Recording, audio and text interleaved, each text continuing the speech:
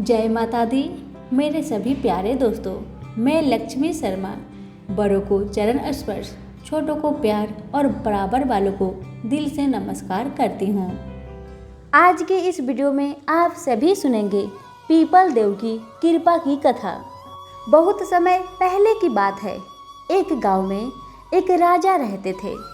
वे राजा बहुत ही अच्छे थे, लेकिन पूजा पाठ का हाल ही नहीं जानते थे।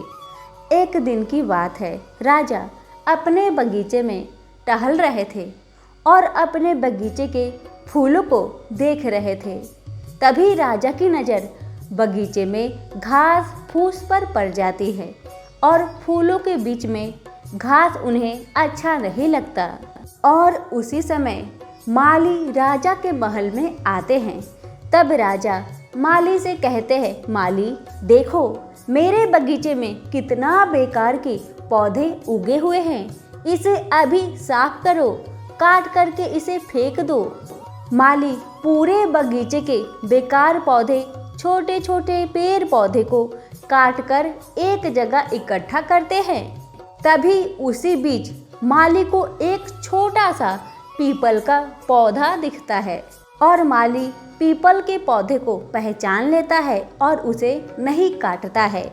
उसे छोड़कर बाकी सारे छोटे छोटे पौधे को काट कर रख लेता है। तभी राजा वहां पर आते हैं और अपने पूरे बगीचे को अच्छे से देख रहे होते हैं। तभी राजा को वह पीपल का छोटा सा पौधा दिख जाता है और राजा माली को बुलाकर कहते हैं, अरे माली, तुझे दिखा नहीं? जल्दी इस छोटे से पौधे को काट कर फेंको यहाँ से। राजा की बातें सुन माली कहते हैं, महाराज, वह जो छोटा सा पौधा है वह पीपल का पौधा है, उसे रहने दीजिए। इसमें अरबों भगवान का वास होता है, इसे रहने दीजिए। लेकिन राजा माली की एक ना सुने। माली पीपल के पौधे को काटते नहीं हैं, उस पौधे को जड़ से उखाड़कर घास फूस जो काट के रखे होते हैं उसी में रख लेते हैं।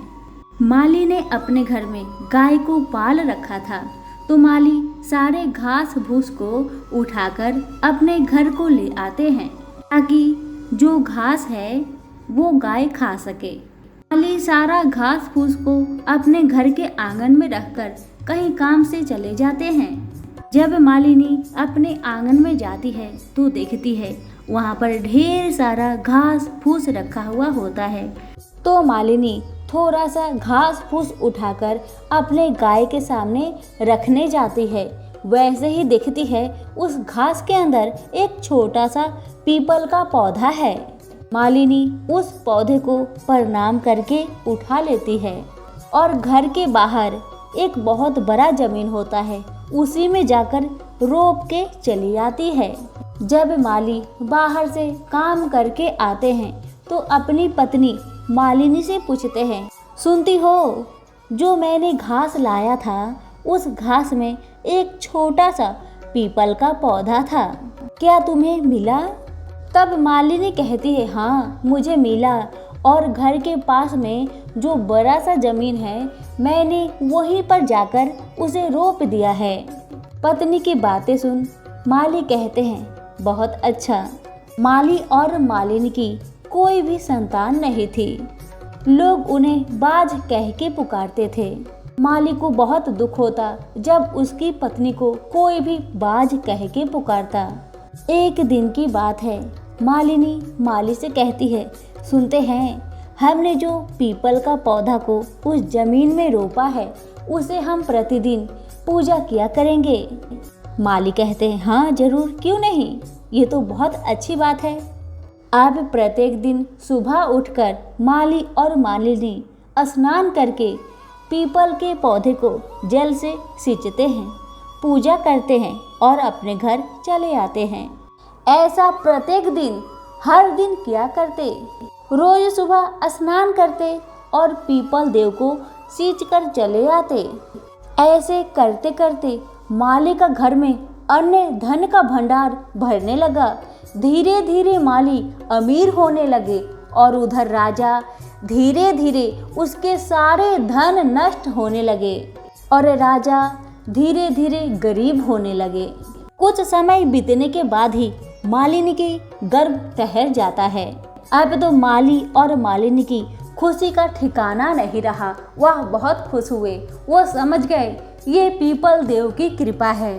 धीरे धीरे पीपल का पौधा बहुत बड़ा वृक्ष बन जाता है और 9 महीने के बाद मालिनी एक सुंदर सा छोटा सा पुत्र को जन्म देती है और राजा का उधर सारा राजपाट नष्ट हो जाता है। राजा भिखारी बन जाते हैं। अब राजा बहुत ही उदास होकर मन में सोच रहे थे, विचार कर रहे थे, आखिर में अचानक भिखारी कैसे बन गया। यही सोचकर राह में चलते जा रहे थे। सुबह का समय था। राजा चलते चलते वही पीपल के वृक्ष के पास पहुंच जाते हैं जहां पर माली पीपल देव को जल से सींच रहे थे और पूजा कर रहे थे।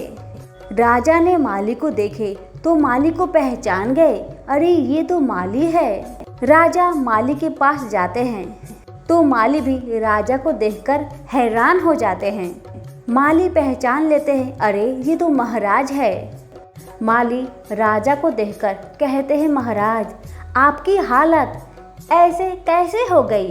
राजा कहने लगे, मुझे नहीं पता मैं अचानक एक बार में ही भिखारी कैसे बन गया।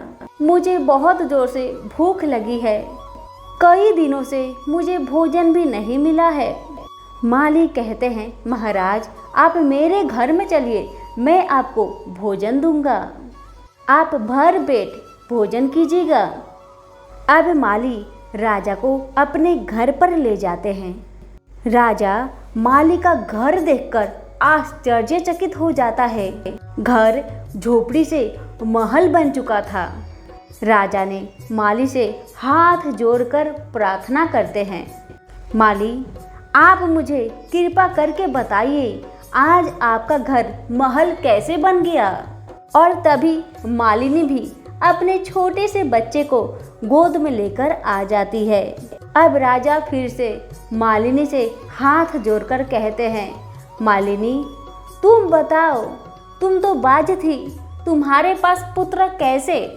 अब मालिनी और माली दोनों जन मिलकर राजा को बैठाते हैं और भोजन कराते हैं और उसके बाद अपनी सारी कहानी कहते हैं।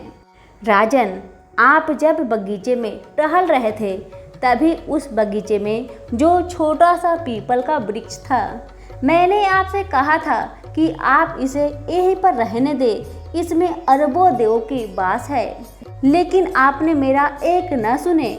ये सब उसी का प्रभाव है कि आज आप राजा से भिखारी बन गए और मैं भिखारी से राजा बन बैठा हूँ। मैं और मेरी पत्नी उसी पौधे को हर रोज स्नान करके जल से सींचा करते और पूजा करते थे। आज वही पौधा एक बड़ा वृक्ष बन चुका है और आज आप जो हमारे महल देख रहे हैं और हमारे पास बच्चे देख रहे हैं, ये सब पीपल देव की कृपा से ही प्राप्त है। मुझे पूरा भरोसा है आप भी प्रत्येक दिन स्नान करके पीपल देव को जल से सींचा करें और उनकी पूजा करें और आपसे जो भी गलती हुई हो उसकी माफ़ी मांगे। पीपल देव जल्द ही आपकी सारी इच्छा को पूर्ण करेंगे। अब राजा प्रत्येक दिन सुबह स्नान करके पीपल देव को जल से सींचा करते, उनकी पूजा और कथा सुनते। ऐसे करते कुछ ही दिन बीते थे कि राजा के सारे राजपाट वापस मिल जाते हैं। राजा भिखारी से फिर से राजा बन बैठते हैं और उनके पास जितना पहले धन दौलत था उससे दुगना उनको मिल गया। और तब से राजा पीपल देव की गुणगान करने लगे और पूरे नगर में ढिंढोरा पिटवा देते हैं कि हर लोग बैसाख मास में प्रतिदिन स्नान करके पीपल को जल से जरूर सींचे। और राजा की बात सुनकर सभी गांव वाले हर सुबह गंगा स्नान करके पीपल वृक्ष को जल से सींचा करते और पीपल वृक्ष को जल से सींचने के कारण, उसका पूजा करने के कारण सारे नगर के लोग सुखी जीवन व्यतीत करने लगे। कोई भी बीमारी तथा प्रकृति का प्रकोप उस नगर पर नहीं होता था। सारी प्रजा सुख में रहने लगी। सभी बोले, पीपल देव की जय हो। हे पीपल देव, जैसे आपने मालिनी और माली पर कृपा करे वैसे हम सब पर करना। सभी बोले, पीपल देव की जय हो। कथा पसंद आने पर लाइक शेयर जरूर करें। धन्यवाद।